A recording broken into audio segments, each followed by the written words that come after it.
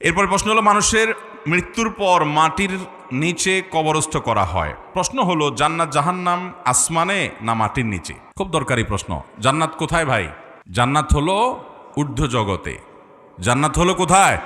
ঊর্ধ্ব জগতে। আল্লাহ রাব্বুল আলামিন কোরআনে কারীমে বলেছেন, কাল্লা ইন্না কিতাবাল আবরারি লাফি ইল্লিয়িন। নেককারদের আমলনামা ইল্লিয়িনে আছে, ইল্লিয়িন উপরে। আর ইন্না কিতাবাল ফুজ্জারি লাফি সিজ্জিন। যারা কাফের এবং খারাপ মানুষ তাদের আমলনামা হলো সিজ্জিনে। সিজ্জিন হলো মাটির অতল তলে।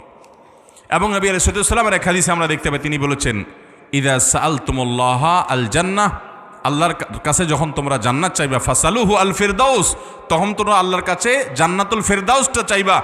ফাইন্নাহু আওসাতুল জান্নাহ ওয়া আলাল জান্নাহ ওয়া ফাকাহু আরশুর রহমান। কারণ হলো এটা জান্নাতের। এরপর প্রশ্ন হলো, মানুষের মৃত্যুর